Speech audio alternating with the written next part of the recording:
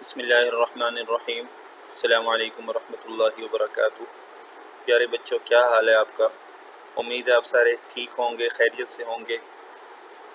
آج آپ کو معلوم ہے کہ ہمارا اردو کا چیپٹر نمبر 7 چل رہا ہے، جس کا عنوان ہے آئیے پاکستان کی سیر کریں۔ ٹھیک ہے، تو آج ہم وہاں سے شروع کریں گے جہاں سے ہم نے یہ چیپٹر لاسٹ ٹائم چھوڑا تھا۔ جی، ہم پاکستان کے صوبوں کے بارے میں پڑھ رہے ہیں۔ آج ہم صوبہ سندھ کے بارے میں پڑھیں گے۔ ٹھیک ہے، یہ ہمارا پیج ہے، پیج نمبر 36 ہے ہمارا۔ تو آئیے چلتے ہیں، شروع کرتے ہیں۔ سندھ کو مہران کے نام سے بھی پکارا جاتا ہے۔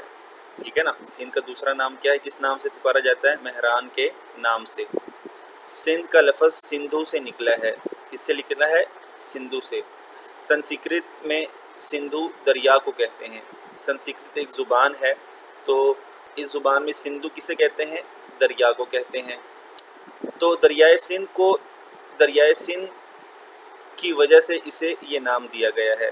اس کی وجہ سے، دریائے سندھ کی وجہ سے اسے یہ نام دیا گیا ہے۔ یعنی چونکہ اس صوبے میں یہ دریا ہے، لہٰذا اس وجہ سے اس صوبے کا نام بھی سندھ ہو گیا۔ یہاں کا دارالحکومت کراچی ہے۔ تو صوبہ سندھ کا دارالحکومت کیا ہے؟ کراچی ہے۔ امید ہے آپ سب کو یہ پہلے سے بات معلوم ہوگی، یہ بات آپ کو پہلے سے ہی معلوم ہوگی۔ یہ پاکستان کا سب سے بڑا شہر ہے۔ سب سے بڑا شہر کون ہے؟ کیا ہے؟ وہ کراچی ہے۔ اسے روشنیوں کا شہر کہا جاتا ہے۔ کراچی کو کس کا شہر کہا جاتا ہے؟ روشنیوں کا شہر۔ پاکستان کی سب سے پہلی بندرگاہ بھی کراچی میں ہے۔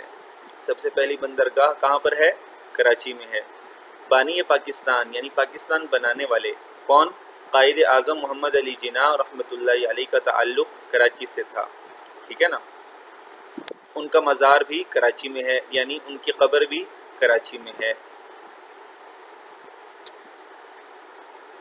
محمد بن قاسم نے 712 عیسوی میں راجہ داہر کو شکست دی اور سندھ کو فتح کیا۔ ٹھیک ہے نا، یعنی کافی پہلے، تقریباً 8 صدیاں پہلے۔ اب کیا چل رہا ہے؟ اب 2020 چل رہا ہے۔ ٹھیک ہے نا، تو 21ویں صدی یعنی چل رہی ہے۔ ٹھیک ہے، اور یہ کون سی صدی ہے جس میں راجہ داہر کو شکست دی؟ 8ویں صدی جب چل رہی تھی تب، بلکہ یہ 13 صدیاں بن جاتی ہیں، تقریباً 13 صدیاں۔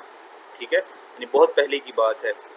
تو محمد بن قاسم کے حسن سلوک سے متاثر ہو کر غیر مسلموں کی ایک کثیر تعداد حلقہ بگوش اسلام ہو گئی۔ جب محمد بن قاسم نے جب سندھ کو فتح کیا تو غیر مسلموں کے ساتھ بہت اچھا سلوک کیا۔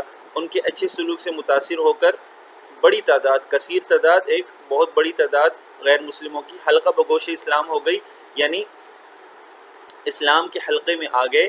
وہ انہوں نے اسلام لے آئے، یعنی مطلب یہ ہے کہ وہ اسلام قبول کر لیا انہوں نے۔ ویسے حلقہ بگوش کا مطلب ہوتا ہے فرما بردار، اطاعت گزار، تو مطلب اسلام کے اطاعت گزار ہو گئے، یعنی اسلام لے آئے۔ تاہم اب بھی سندھ میں ہندو قوم خاصی بڑی تعداد میں آباد ہیں۔ ٹھیک ہے نا، سندھ میں ہندوؤں کی کافی زیادہ تعداد ہے۔ کتنی ہے آگے بتاتے ہیں۔ سندھ کی آبادی کا 7.5% یعنی 7.5% ہندو آبادی پر مشتمل ہے۔ ٹھیک، سندھ کی جتنی آبادی ہے صوبہ سندھ کی، اس میں 7.5% کن کی آبادی ہے؟ وہ ہندوؤں پر مشتمل ہے۔ سندھ میں بولی جانے والی بڑی زبان کون سی ہے؟ سندھی ہے۔ وادی سندھ کی تہذیب نہایت قدیم ہے۔ جو وادی سندھ کی تہذیب ہے نا، وہ کیا ہے؟ قدیم ہے بہت، یعنی بہت پرانی ہے۔ موئن جو ڈارو سے ملنے والے آثار قدیمہ یہاں کے قدیم لوگوں کی فنی مہارت اور اعلیٰ معیار زندگی کا پتہ دیتے ہیں۔ بیٹا، یہ موئن جو ڈارو جو ہے، یہ وادی سندھ کی قدیم تہذیب کا ایک مرکز تھا۔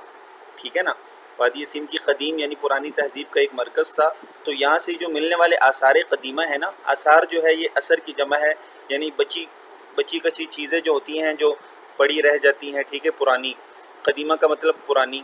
تو یہاں جو پرانی چیزیں جو یہاں سے جو ملی، تو اس سے کیا معلوم ہوا؟ یہاں کے قدیم لوگوں کی فنی مہارت اور اعلیٰ معیاری زندگی کا پتہ دیتے ہیں کہ یہاں کے جو لوگ تھے پرانے، وہ اپنے فن میں کتنے ماہر تھے، اپنی کاریگری میں کتنے ماہر تھے، ٹھیک ہے، اور ان کا معیاری زندگی کتنا اعلیٰ تھا، اس کا پتہ دیتے ہیں۔